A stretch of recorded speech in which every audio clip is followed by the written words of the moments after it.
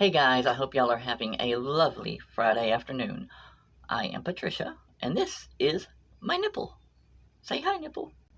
Hi, nipple. I am going to react to something I never thought I would react to before. A blast from the past. I don't usually ever get into like 70s type cop shows or whatever, but hey, this could be very interesting. I don't know if he's like a cop or a detective or what? That's Polumbo, you ugly fruitcake. I'll be right back. Oops. What I'm really reacting to is a classic. It is a freaking awesome Disney cartoon that I haven't seen in ages. I used to watch this when I was little bitty. Oh, I just love it. That elephant is so cute, and it can fly. It's got those big old ears. And what? That's Dumbo. Are you really dumber than your own tit? Come on. Aw, shit. I'll be back. All right, you damn frozen Hershey's Kiss. If you're so smart, you tell them what we're watching. It's Brad Polumbo. Take your meds and get on with it, tranny.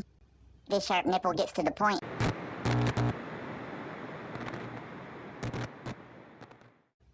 Okay, and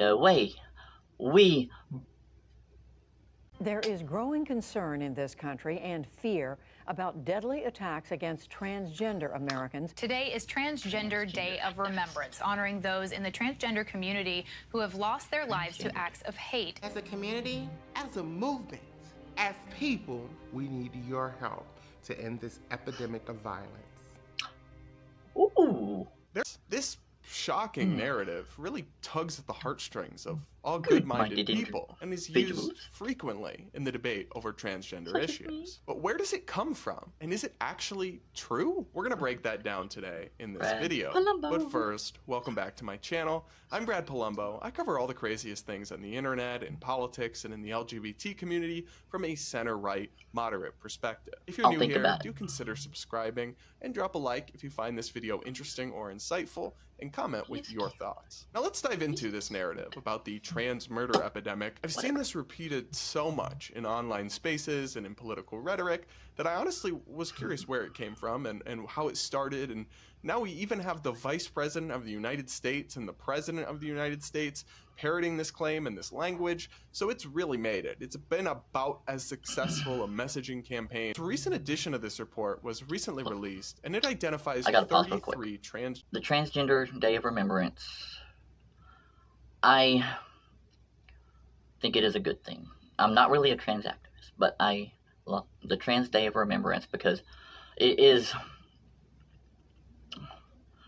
a good way for me. That's when I think about those, like I do on my transgender victims episodes, the ones that were killed for being trans, because it does happen.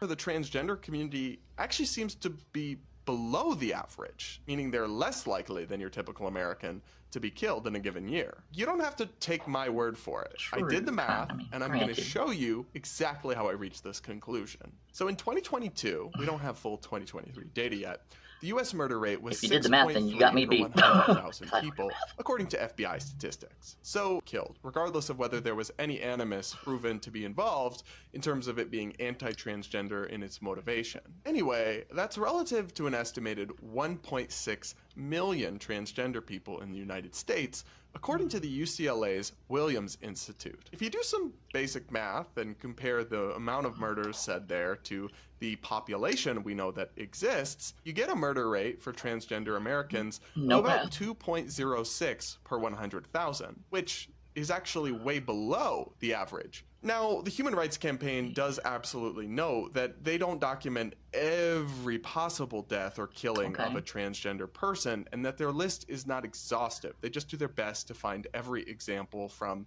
available reporting.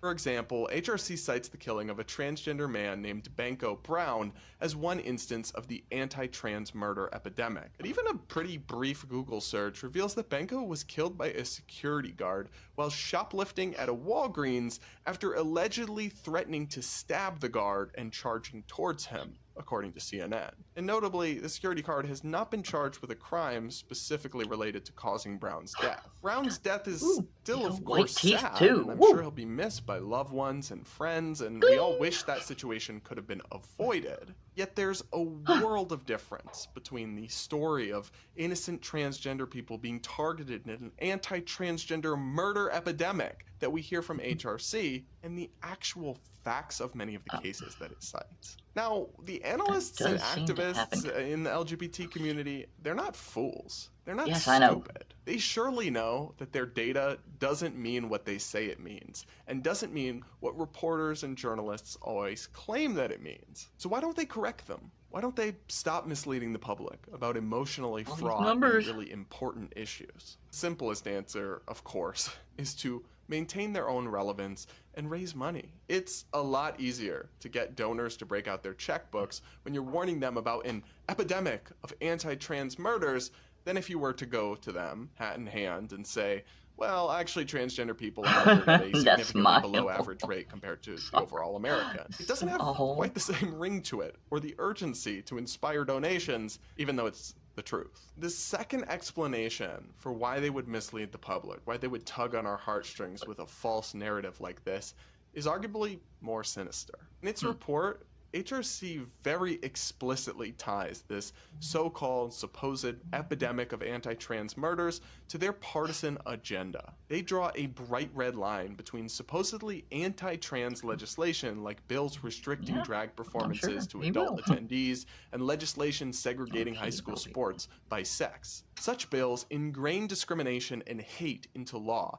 perpetuate stigma and marginalization of transgender people, and harm the health and well-being of transgender youth, HRC concludes. Hear that, folks? Transgender people are being murdered in mass across the country, and if you disagree on things like sex-segregated sports or whether minors can consent to sterilizing medical transitions, you are a bigot, and you are getting people killed. You see how this is a tactic?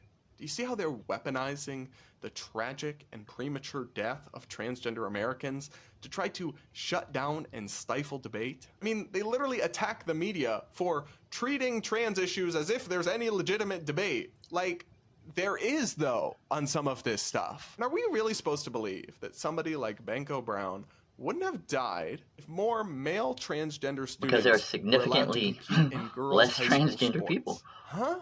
Look, activists, they really don't even attempt to defend any of this on a logical basis. No, they're simply hoping that emotionally charged and extreme rhetoric and stories about an epidemic of murders against trans people will scare and cow good-hearted Americans. Okay, but does it have to be an epidemic to be a tragedy? Pause.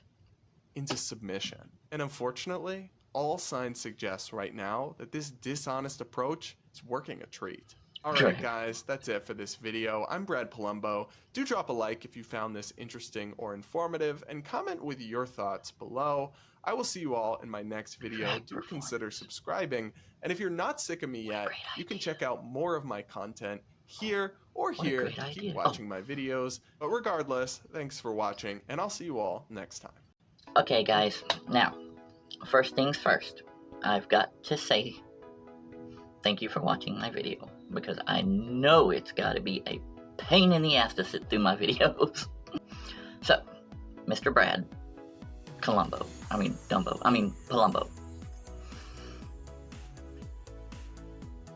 he's okay, I guess.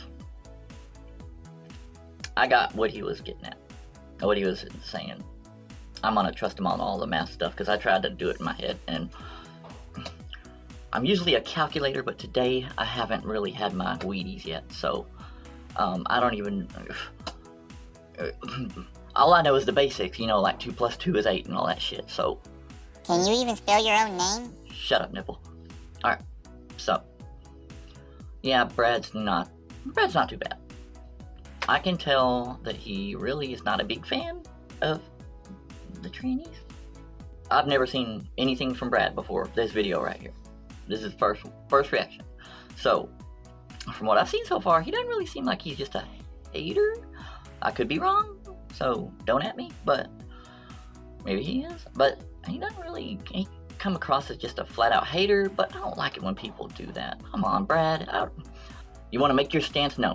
Trans women are not women. Got it. But wait. What about us that aren't really claiming that we're just regular, natural, everyday women? I mean, me. I'm trans. I'm a trans woman. Can I be part woman, please? Guys, that smile of Brad's could... I don't know if I could hate the guy. But it's always a tragedy when anybody is murdered. It's not right. It's not cool for any freaking reason unless they have done something just despicable that really deserves it, and self-defense and all that, blah, blah, blah. But just flat-out killing, murder, homicide, victimizing anybody for any reason. No. Can't we all just get along? To quote Martin. Guys, I'm sorry. I know I'm all over the place, but please, I understand. I'm trying to be sincere about this because I feel sincere about this. When we start getting into all the transgenders being killed, and is it an epidemic? The percentages like he was getting into and all that. He's right. I mean, is it an epidemic? I don't know. You tell me.